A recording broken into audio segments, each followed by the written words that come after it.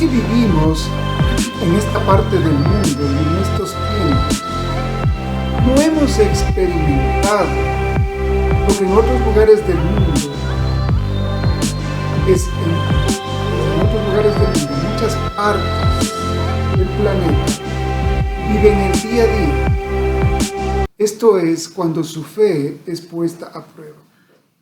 En varios países del mundo, exactamente en 11 de ellos, hay una persecución extrema a la iglesia cristiana, a los cristianos por el hecho de abrazar esta fe.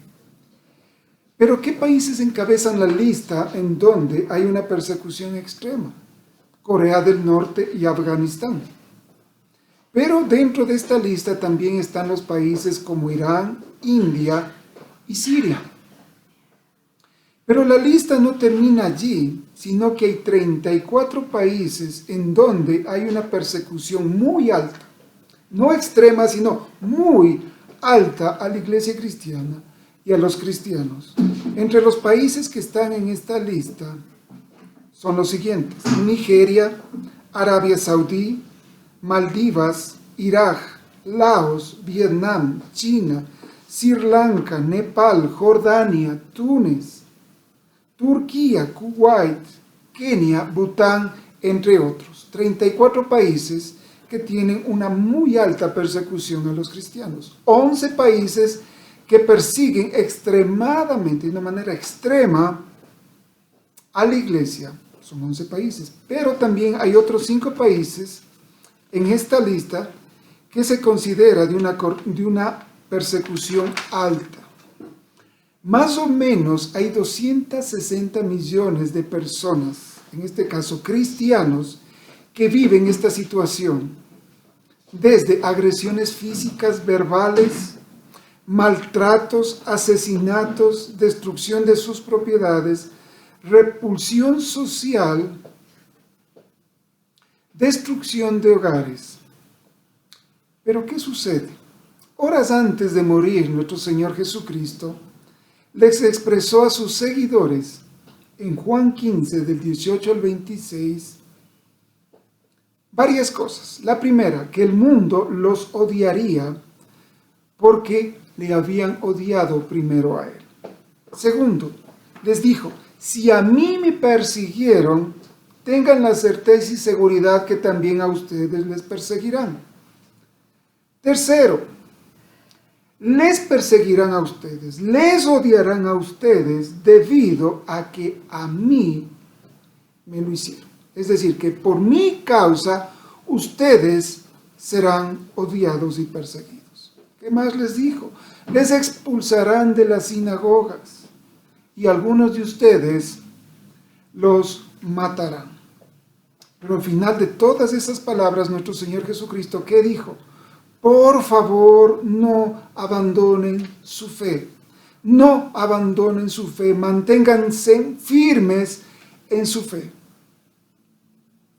La persecución se dio inicio cuando Esteban fue muerto en manos de los judíos. Y esto se desencadenó en una persecución a nivel de toda la iglesia de Jerusalén y de Judea.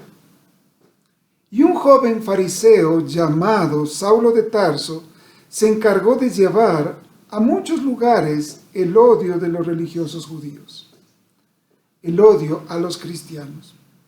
Pero esto sirvió para que el evangelio llegara a otros lugares debido a que la gente que era desplazada por la persecución compartía su fe en Jesús el Mesías. Y mucha gente llegó a creer en Jesús gracias a esa persecución que se dio al inicio cuando se originó con Esteban, el primer mártir cristiano. Posteriormente, el Imperio Romano persiguió por 300 años a los cristianos, comenzando con el emperador Nerón, Domiciano, Trajano, Marco Aurelio, Septimio Severo, Maximino, Decio, Galerio, Diocleciano. Cabe indicar que en la mayoría de este periodo de tiempo la persecución no fue masiva. No es que fueron en contra de todos los cristianos y buscaban cristianos hasta debajo de las piedras. No, no fue así, hermanos. sino que los cristianos eran denunciados, eran llevados a juicio, obligados a negar su fe, adorar a los dioses romanos y así salvarse. Y si no lo hacían, debían morir. Pero esta persecución se daba en función de las denuncias realizadas de manera unánime al inicio, pero posteriormente debían dar el nombre de los denunciantes para poder tomar a los cristianos. Muchos héroes de la fe murieron en manos del sangriento imperio romano, como Ignacio de Antioquía, Policarpo de Esmirna, Justino, Cipriano, entre otros. La lista sumamente grande de maestros, de apologistas de la iglesia post-apostólica. Posteriormente, la gente ya no solamente denunciaba a los cristianos y esperaba que las autoridades civiles y militares se hicieran cargo de ellos, sino que ya comenzaban a insultar en las calles, en sus propias casas, en sus trabajos. Los atacaban, los apedreaban, pero no llegaban a tomar sus vidas. Pero no todo el tiempo fue así. Había épocas en donde había cierta paz, entre comillas, en filas cristianas. Todo dependía del momento y las circunstancias. La cuestión era que hubiese alguien que los odiara para delatarles en los tribunales. En una carta escrita en el año 100, más o menos 113 de nuestra era, entre Plinio y Trajano, Plinio, quien estaba haciendo la investigación para Trajano, escribe lo siguiente. Dice así sobre los cristianos: su crimen consistía en reunirse para cantar antifonalmente himnos a Cristo como a Dios, para hacer votos de no cometer robos, de no adulterar y otros pecados más, y para una comida en la que no se hacía cosa alguna contraria a la ley y a las buenas costumbres. Esto le escribía Plinio a Trajano.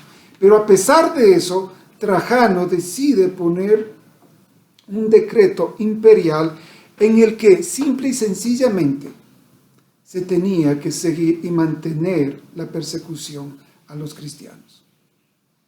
La persecución que vivió la iglesia, tanto de mano de los judíos como del imperio romano, sirvió para que muchos de ellos puedan exponer su fe ante magistrados, ante gobernadores, ante reyes, cumpliéndose así las palabras de Jesús, el Señor, que esas cosas habrían de suceder a sus seguidores. Como vemos, la persecución a la iglesia se ha mantenido en todos los siglos, y no fue una señal exclusiva de la iglesia primitiva, de la iglesia apostólica, de la iglesia posapostólica, de la iglesia en donde había excelentes y maravillosos maestros, o de la iglesia apologista que defendía la fe en cuanto a las diversas herejías y falsas doctrinas que se manifestó en la iglesia. No, sino que fue por muchos siglos algo que se mantuvo, muchas veces solapadamente, otras abiertamente, pero que se ha sostenido en la historia de la iglesia. Y como vimos al inicio, hay 50 países en el mundo que lastimosamente están permitiendo o están dejando que los cristianos sean perseguidos por su fe. Pero, de acuerdo a las palabras proféticas de Jesús, en los últimos tiempos, la persecución, al parecer, va a ser generalizada, en donde posiblemente se proscriba al cristianismo por ser una enseñanza antihumana, una enseñanza llena de odio y una enseñanza no inclusiva. También no se permita las conversiones. En pocas palabras, cuando estemos en los tiempos de antes de la venida de Cristo, no se permitirá las conversiones, entre comillas, forzadas de las personas, porque estarían atentando al bienestar del individuo. Y de esa manera, la comunidad o la colectividad podría verse afectada. También, por no estar en onda, por llamarlo así, de la nueva forma de vivir, de sentir, de expresar. En pocas palabras, ¿por qué? Porque el cristianismo en esos tiempos estaría caduco por no estar en línea con el pensamiento de esa época. Esas palabras Cristo las dijo a sus discípulos y los autores de los evangelios nos han transmitido a la posteridad y a todas las generaciones que hemos escuchado y hemos leído la palabra de Dios. Por favor, leamos Mateo 24 de los versículos 9 al 14. También vamos a leer Lucas 21 del 12 al 19. Pero, leamos por favor Mateo 24 del 9 al 14. Dice así: entonces os entregarán a tribulación y os matarán, y seréis aborrecidos de todas las gentes por causa de mi nombre. Muchos tropezarán entonces y se entregarán unos a otros, y unos a otros se aborrecerán. Y muchos falsos profetas se levantarán y engañarán a muchos. Y por haberse multiplicado la maldad, el amor de muchos se enfriará. Mas el que persevere hasta el fin, éste será salvo. Y será predicado este evangelio del reino en todo el mundo para testimonio a todas las naciones, y entonces vendrá el fin. Pero antes de todas estas cosas, dice Lucas, ¿sí? Lucas pone una palabrita o una frasecita que da una idea de los acontecimientos que tenían que darse antes de que todos esos acontecimientos se llegaran a plasmar. Miren lo que dice Lucas 21, versículo 12. Pero antes de que ocurra todo eso, habrá un tiempo de gran persecución. Los arrastrarán a las sinagogas y a las prisiones y serán sometidos a juicio ante reyes y gobernantes. Todo por ser mis seguidores. Mateo versículo 9. Entonces os entregarán a tribulación y os matarán, y seréis aborrecidos de todas las gentes por causa de mi nombre. Si estas palabras del Mesías, por cierto, fueron cumplidas en la iglesia apostólica, cuando murió Esteban, cuando fue muerto Pablo, Pedro, Jacobo, Andrés, Tomás y los otros discípulos del Señor que fueron perseguidos y fueron muertos. Y lo mismo en esos siglos en donde el Imperio Romano atacó a esta fe que estaba creciendo. Pero de acuerdo a Lucas, antes de darse las señales de la segunda venida de Cristo, habrá persecución a los creyentes en el Señor. Mateo a esto les llama tribulación. Pero de acuerdo a las Sagradas Escrituras, ¿qué cosas irán de la mano con la persecución que se desencadenarán en los últimos tiempos? Mateo del versículo 10 al 12 dice: muchos tropezarán. En pocas palabras, muchos abandonarán la fe. La palabra tropezar viene del griego escandalizo con Z, escandalizó, que significa caer, poner una trampa, ofender, causar tropiezo. Es decir, que esto será un tropiezo, una causa, ¿para qué? Para que muchos tomen la decisión de abandonar la fe, de apartarse de la fe. Rechazarán el cristianismo, se convertirán posiblemente muchos de ellos en enemigos de la iglesia, se llenarán de odio a la fe cristiana. Y Lucas dice: antes de que acontezcan los eventos que indiquen la venida del Mesías, habrá una gran tribulación, una gran persecución a la iglesia. Y esta situación permitirá ¿para qué? Para que muchos dejen la fe, abandonen su fe y se conviertan en enemigos de la fe cristiana. Denuncian ante las autoridades. ¿Quiénes posiblemente denunciarán ante las autoridades? Ex cristianos, ex miembros de las iglesias, también ex ministros, servidores del Señor o ex líderes religiosos. ¿En contra de quiénes serán las denuncias? En contra de pastores, evangelistas, maestros, maestras, diáconos, diaconisas y en sí, en contra de los cristianos de manera general. Y de acuerdo al relato de Mateo, dice que en esos tiempos habrá odio, rencor entre las personas que alguna vez compartieron la misma fe.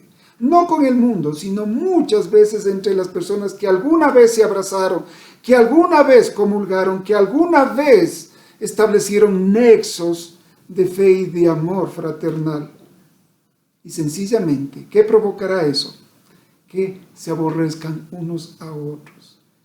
Yo me estaba preguntando y consulté sinónimos de la palabra aborrecer, del verbo aborrecer. ¿Cuáles son? Odiar, detestar, abominar, execrar, hastiar. Gente que no soporta a otras personas por el mero hecho de ser cristianos, por el mero hecho de tener una fe en Jesucristo. Qué momentos más difíciles que le esperará a la humanidad en esos tiempos tan complejos que se darán antes de la venida de Cristo. ¿Qué otra cosa más dice? El amor de muchos se enfriará. En pocas palabras, será una época en donde faltará el amor. Pero a mí la pregunta que les hago y me hago yo, ¿amor a quién? Unos dirán, sí, el amor a Dios. No necesariamente.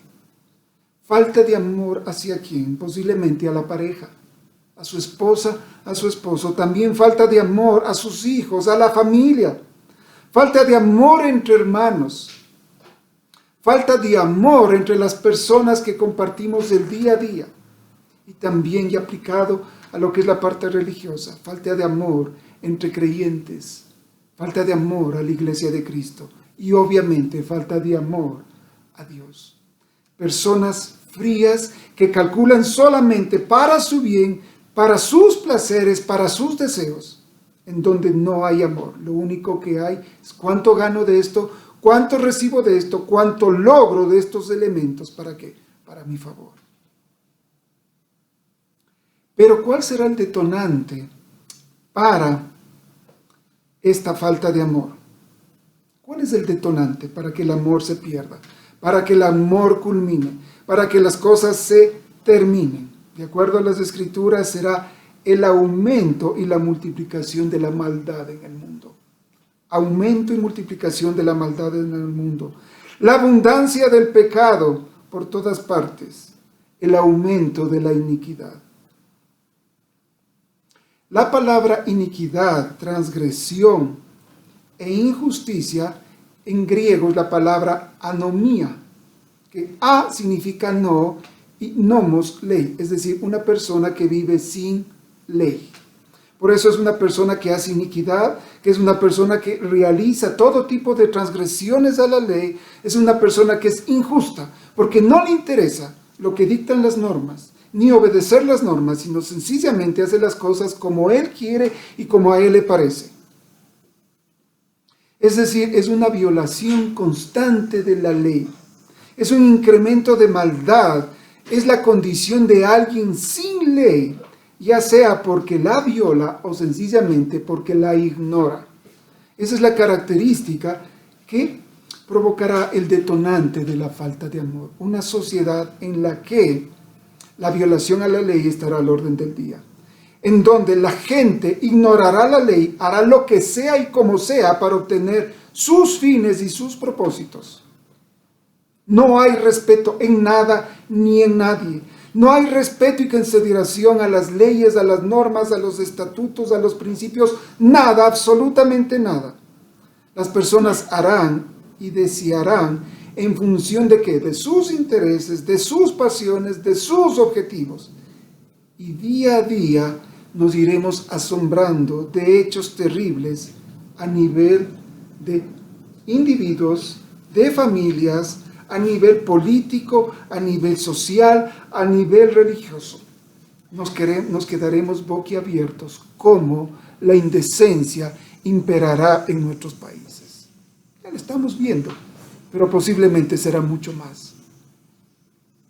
Veremos cantidad de femicidios, cantidad de violaciones, cantidad de maltratos y un montón de cosas más. ¿Por qué? Porque la maldad se habrá acrecentado. A la gente simple y llanamente ya no le interesará mantenerse en la ley, aceptar la ley y seguir la ley, sino sencillamente hará como quiera. Ese será el detonante para que la falta de amor se manifieste aquí en la humanidad y también dentro del círculo cristiano. ¿Qué ha provocado esto en las personas de nuestros días, hermanos? ¿Qué ha ocasionado en nuestro colectivo, en nuestra sociedad, en nuestro país, estas cosas que hemos estado viendo en los últimos meses y en los últimos años? ¿Qué ha provocado? ¿Qué estamos viendo casi todos los días en los noticieros? Violaciones de la ley, atracos y un montón de cosas más. Y ahora ya se ha hecho algo parte normal. Sí, todos roban, está bien con tal que hagan obra, etcétera, etcétera, etcétera. Ya es parte de nosotros. Y eso no debe ser así, hermanos. Estamos permitiendo y estamos dejando que la podredumbre moral tome de una manera muy grande a toda nuestra sociedad. Esta realidad importante en la sociedad y en la iglesia permitirá con una facilidad asombrosa y pasmosa la aparición y el desarrollo y el fomento y también el apoyo ¿de qué? De pseudos profetas, de pseudos mesías, de personas que van a tratar de venir a solucionar todas las cosas. Y sencillamente la gente saldrá corriendo atrás de ellos y prestará oído y atención a todas sus palabras. Mesías o ungidos en la política, en lo social, en lo económico y también dentro de la religión. Los oídos estarán prestos para ello. La palabra falsos profetas viene de la palabra griega pseudoprofetai. Pseudo y profetas significa un profeta fingido. Una persona que en vez de ser profeta es un adivino, es un impostor religioso. Es alguien que pronuncia profecías falsas, que sabe que está hablando mentiras, que sabe que se está inventando las cosas. Y a pesar de eso, lo dice, y lo dice descaradamente y desfachatadamente a todas las personas. Y lo triste de todo es que la gente les cree. Alguien que finge hablar la palabra del Señor, que pronuncia falsedades en el nombre de Dios. Impostores actuando como lobos con piel de ovejas. Se especializan en el arte de la mala impresión, como acerca de cómo fueron comisionados ellos para servir al Señor y tocar al mundo con sus mensajes. Pero cuando de hecho esperan que se cumplan sus vaticinios, no se cumplen para nada. ¿Por qué? Porque ellos velan para sí y por sí, y con sus intereses y propósitos. Y como les decía, lo más triste de todo, muchos seguirán sus enseñanzas, sus prácticas, su liderazgo, sus estilos de vida y sus herejías. Pero ¿cuál es la exhortación del Señor a sus seguidores?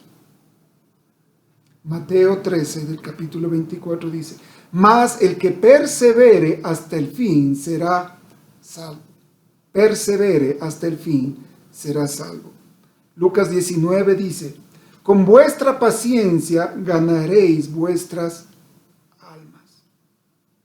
La palabra para perseverar es la palabra griega upomeno, que significa perseverar, quedarse, permanecer, no retroceder, no huir, no salir corriendo, no decir esto se está cayendo, esto se está acabando, esto no sirve, cantidad de cosas malas en el cristianismo. Ve los testimonios. No, hermanos, si usted está viendo eso, por favor, no huya, no retroceda, sino permanezca, quédese quieto ahí. Significa en la fe.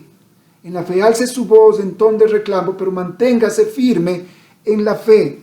Permanezca decididamente ante estas cosas que están sucediendo y levante su voz a Dios para que eso tenga un freno. Y esas personas que están provocando esas situaciones sean desenmascaradas. Pero también nos dice que no solamente pseudo profetas o falsos profetas habrá, sino también falsos mesías, falsos ungidos de Dios. Para esto voy a utilizar la versión Peshitta. Es la versión en arameo del Nuevo Testamento. Y les voy a leer el versículo 25 del Evangelio de Lucas. Voy a leerles la versión Peshitta, que es la versión en arameo. Lucas 25, versículo 5. Dice así. A ver. Lucas 25. Dice así. Versículo 8, perdón. Y les dijo, miren que no sean engañados, porque muchos vendrán en mi nombre y dirán, yo soy un ungido, y el tiempo está cerca, pero no lo sigan. En nuestras traducciones, utilizando la Reina Valera en la versión griega, utilizan la palabra y Mesías o Cristos, pero la palabra más cercana, real, a la expresión que se da en griego, es como la traduce la Peshitta, que dice, y aparecerán personas que dirán, yo soy un ungido, yo soy uno de los ungidos de Dios de estos tiempos, y por cuanto yo soy el ungido de Dios, lo que yo diga, ustedes tienen que obedecer. Lo que yo proclame, ustedes tienen que entender que es la misma palabra de Dios, y tienen que obedecer ciegamente.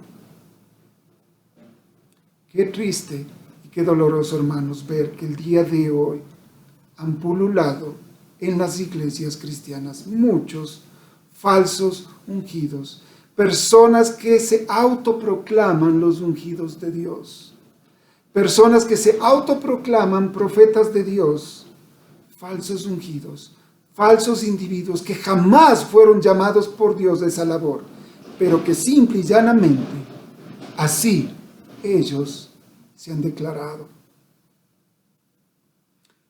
Hermanos, como yo les decía la semana anterior, a más de estas señales en la parte religiosa, indiqué muchas más, pero esta es la parte medular, la persecución de la iglesia, el enfriamiento de muchos cristianos, la separación de muchos cristianos, lo que Pablo les llama la gran apostasía, se dará antes de los tiempos de la venida de Cristo.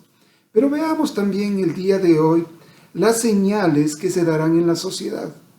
Aparte de las señales que se darán a nivel religioso, a nivel de la fe cristiana, también habrá señales en la sociedad diciendo que la venida de Cristo está cerca. ¿Qué señales se van a dar? ¿De qué tipo de señales en la sociedad se van a dar? Señales en el ámbito político, en lo social, en lo económico y también en lo militar.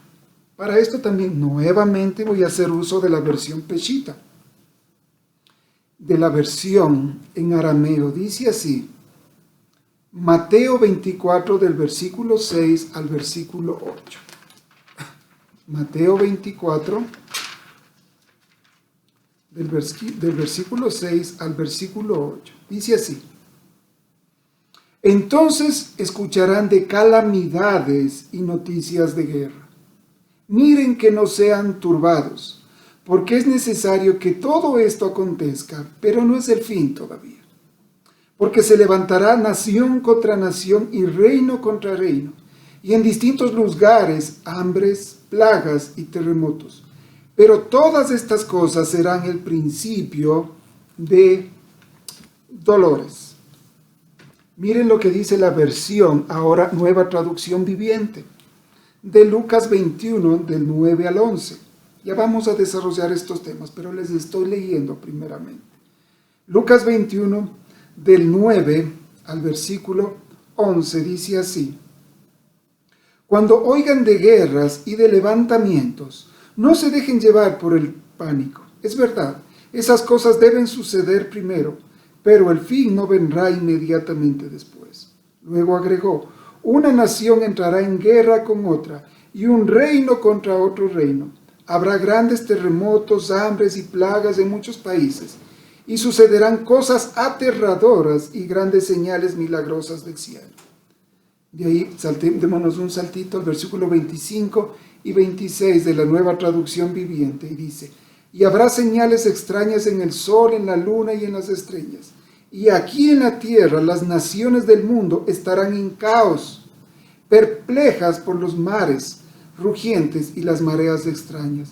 La gente quedará aterrada de lo que verá venir sobre la tierra, porque los poderes de los cielos serán sacudidos.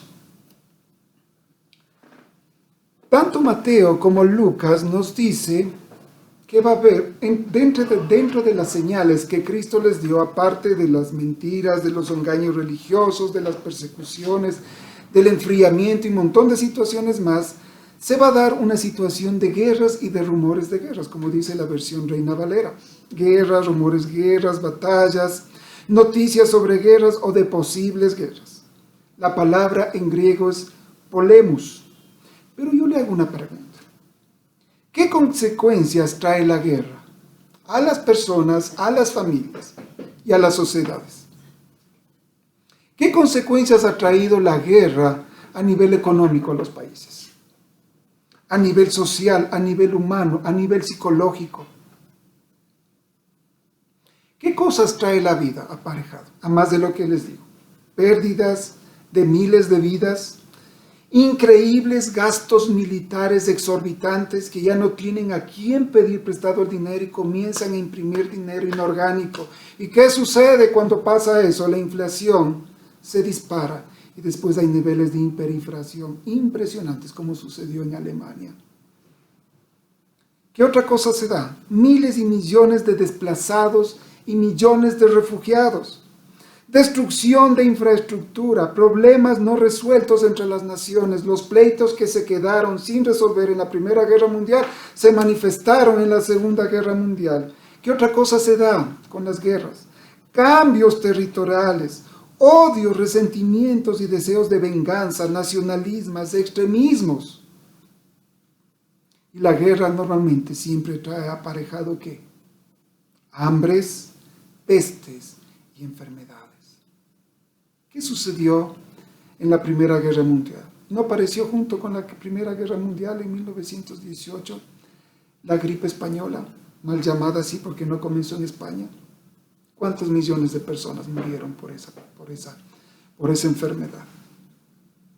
¿Qué cantidad de insalubridad que había en las fosas en donde los militares se escondían, llamaban trincheras? Terribles cosas vivieron en la Primera Guerra Mundial. Lo mismo en la Segunda Guerra Mundial. Y no se diga la contaminación que hay a nivel del medio ambiente. Es pavorosa y espantosa cuando una guerra se mantiene y es por largo tiempo. Una de las plagas que ha azotado a la humanidad, toda la historia que el hombre está aquí en la tierra, ha sido las guerras. Ha sido dada en todas las historias de la humanidad. Desde que el hombre es hombre, se formaron las sociedades, las guerras han proliferado y han matado millones y millones de seres humanos. Pero el siglo más sangriento de todos los siglos,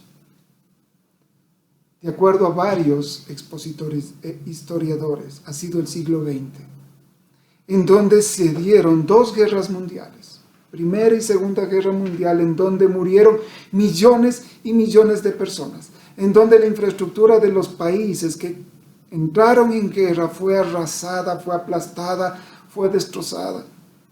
También en este siglo, en el siglo XX, hubieron guerras de independencia en varios países que todavía estaban siendo colonizados.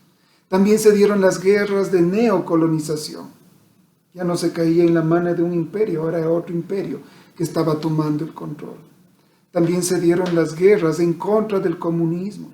También se dieron guerras religiosas y un montón de guerras de baja, alta y mediana intensidad. Cosas terribles. Y de acuerdo a un autor español que escribió un libro que trata sobre el siglo XX, el siglo más sangriento de la historia de la humanidad, llega a la conclusión esa. Que sencillamente el siglo XX fue el peor siglo en cuanto a guerras y muertes de seres humanos. Pero no solamente nos habla que en esos tiempos habría guerras. Ojo, estoy hablando antes de la venida de Cristo. Solamente estoy poniendo un ejemplo de lo que sucedió en el siglo XX. ¿Qué más nos dice que se va a dar junto con las guerras y rumores de guerras? Dice que va a haber hambres, del griego limos. ¿Qué significa limos en griego? Traducido a nosotros, hambre, hambruna, escasez de alimentos, la idea de indigencia. Esa es la palabra limos en griego, que nosotros la traducimos en nuestras versiones hambre, pero la connotación en griego es más amplia. Es la indigencia que vivirá la gente por la escasez de alimentos, por la hambruna que estarán pasando en ese tiempo. En los últimos 100 años, nuevamente, valga la coincidencia, se han dado en diferentes lugares del mundo muy grandes hambrunas, como por ejemplo en Somalia en el año 2011, en Nigeria, Somalia nuevamente, en Yemen y en Sudán del Sur en 2017, en donde salió un estudio que decía que estaban en riesgo 20 millones de personas para caer en hambruna. Lo mismo en Corea del Norte en los años 1995 a 1999, Etiopía en 1984, Camboya 1970, China 1950 y la Unión Soviética en 1930. Y sin contar con lo sucedido en la Primera y Segunda Guerras Mundiales. Pero, ¿cómo define las Naciones Unidas a la hambruna? Dice así: cuando al menos el 20% de los hogares en un área están en extrema escasez de alimentos, las tasas de malnutrición aguda superan el 30% y 2 o más personas por cada 10.000 habitantes muere por día, de acuerdo al concepto que estableció la ONU. Imagínense las situaciones que se estaban dando en el siglo XX. Pero antes de la venida de nuestro Señor Jesucristo dirá que estas situaciones fueron solamente el inicio de los dolores que habrán de venir sobre la tierra. Si en el siglo XX y parte del siglo XXI, como en Somalia, hubo hambrunas terribles, hubo guerras en donde murieron millones y millones de personas, lo que se viene para la humanidad es terrible antes de que Cristo vuelva. Eso nos están diciendo los evangelistas, tanto Mateo, Marcos y Lucas. ¿Qué provoca la hambruna en las regiones y en los países que viven esto? ¿Qué ocasiona esto en la población que le toca migrar porque no tiene qué comer, porque hay escasez de alimentos, porque están viviendo en la indigencia? ¿Qué estamos viendo nosotros aquí en Latinoamérica con el problema que están viviendo nuestros hermanos venezolanos? ¿Qué estamos viendo? Una tragedia social sin nombre, hermanos. Pero Mateo, como Lucas, nos dice que además de las guerras, de los rumores de las guerras, de las hambres, también habrá otra señal que serán las plagas, las pestes. En griego la palabra es loimos, que significa pestilencias, pestes o plagas. Pero ¿cuál es el concepto de plagas? Es la irrupción súbita y multitudinaria de insectos, de animales u otros organismos de una misma especie que provocan diversos tipos de perjuicios para la humanidad. Normalmente las plagas, pestes, van de la mano ¿de qué? Del hambre. Siempre que hay plagas y pestes de un país, de una región, ¿qué traen consigo? Traen hambre, traen hambruna, traen indigencia en los habitantes, traen escasez de alimentos, traen malas cosechas, traen pérdida de sembríos. Pero en el versículo 8 se nos dice que esto es principio de dolores. Guerras, rumores de guerras, hambres, plagas, pestes. Son apenas principios de los dolores. La palabra utilizada en griego para principios de dolores es la palabra odin en griego, que significa punzadas de nacimiento, agonía severa, dolor agudo, sufrimiento extremo. Pero propiamente significa dolor de parto, dolor necesario para abrir algo nuevo. Ese es el concepto de la palabra Odim, que es traducida para nosotros dolores. Pero realmente la mejor traducción actualmente de esa parte es la que está en la NTV, en la nueva traducción viviente, que dice, y dolores de parto. ¿Qué sucede, mujercitas? Y nosotros que hemos sido testigos de los dolores de nuestras esposas cuando han dado a luz. ¿Qué sucede cuando las contracciones en el parto comienzan? Ojo, cuando usted va a dar parto natural, ¿qué sucede? Aparecen cada cierto tiempo, ¿no es cierto? Aparece cada 1, 2 horas, 3 horas, 4 horas, qué sé yo. Comienzan las contracciones, ¿sí? Su vientre se infla y comienza un dolor. No tan fuerte, pero es un dolor. Pasa y después de un tiempo vuelve el dolor. Y pasa un tiempo y después vuelve el dolor. Pero a medida que va pasando el tiempo, ¿qué pasa con las contracciones en las mujeres? Ya no es cada 3 horas, cada 2 horas, sino que es cada vez en menos tiempo. Es decir, en menos tiempo, con mayor intensidad, trayendo más dolor, comienzan a darse. Ya es cada 30 minutos, es cada 20 minutos, cada 10 minutos, cada 5 minutos, etcétera, etcétera, etcétera, hasta que ¡pum!, llega el tiempo y da a luz, está lista para el alumbramiento. Así el autor del Evangelio compara los acontecimientos antes de la venida de Cristo con las labores de parto de la mujer. Sí, al inicio serán esporádicos, provocando poco dolor en la humanidad, poca angustia, poca agonía, poco malestar. Sí, ha habido guerras, rumores de guerras, ha habido hambrunas, ha habido pestes, sí ha sido normal en la historia. Pero conforme se dio inicio al periodo llamado los últimos tiempos, ¿sí?, al inicio, que aquí el Evangelio nos dice, a los dolores de partos, eso va a aumentar en intensidad. No sé si me hago entender. Cuando se da inicio a las labores de parto, como dice el evangelista, ¿sí?, en Mateo, a los dolores, pero lo mejor traducido es dolores de parto, ¿qué comienza?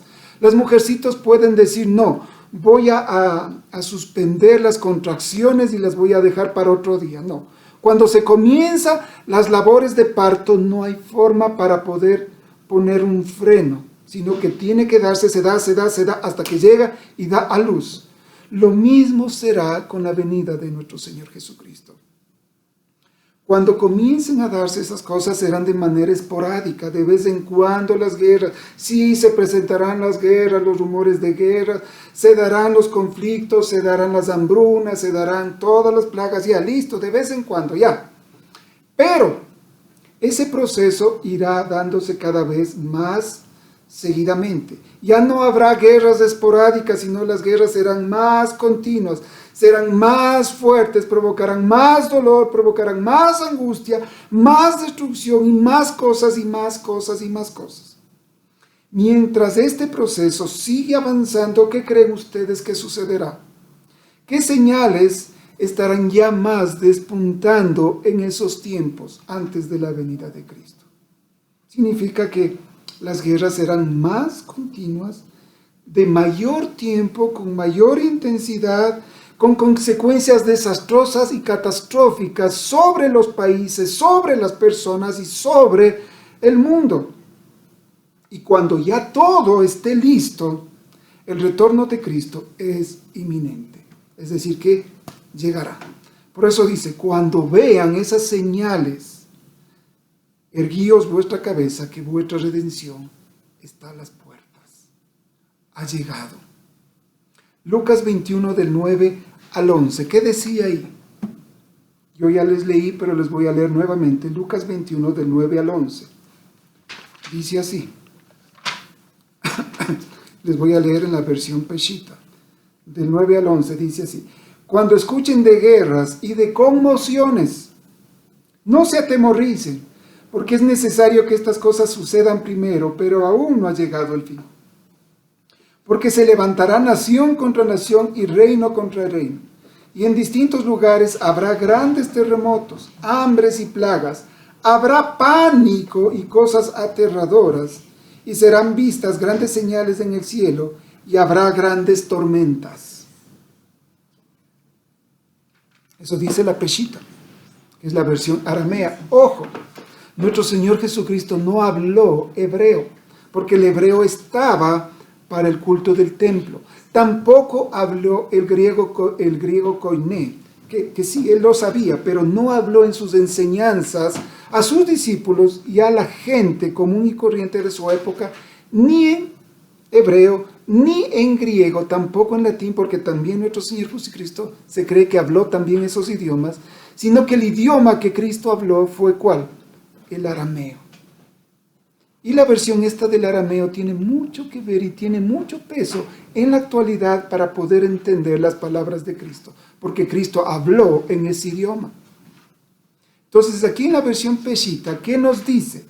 Añade a las cosas descritas en Mateo, añade otras ideas que no se encuentran ni en Marcos ni en Mateo.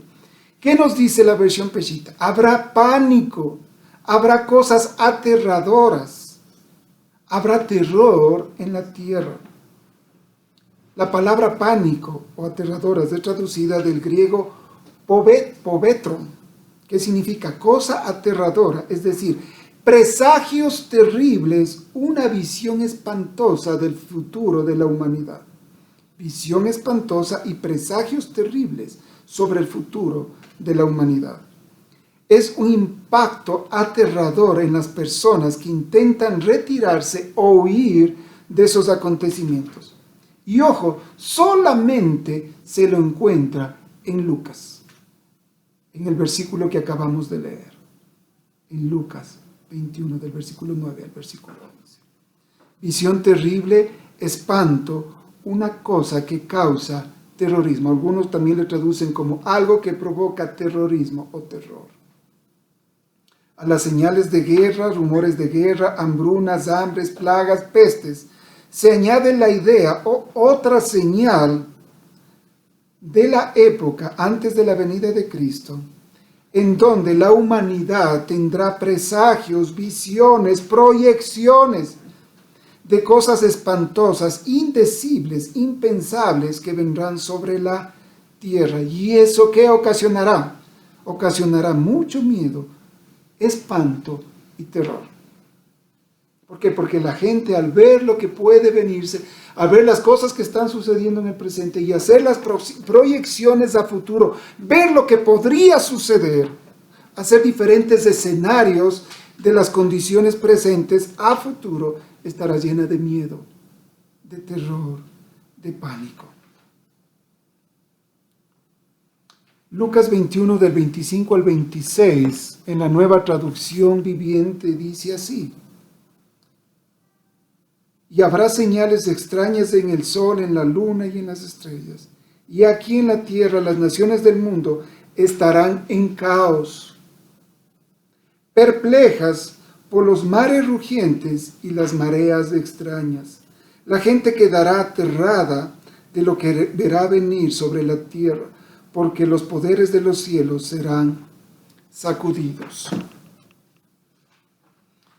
Lucas, a más de la señal de pánico, de terror, añade en los versículos 25-26 otras cosas más. Dice que el mundo o las naciones que componen el mundo estarán en caos.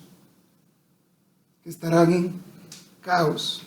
¿Por qué? Porque tendrán temor por lo que va a ocurrir y está ocurriendo en la naturaleza.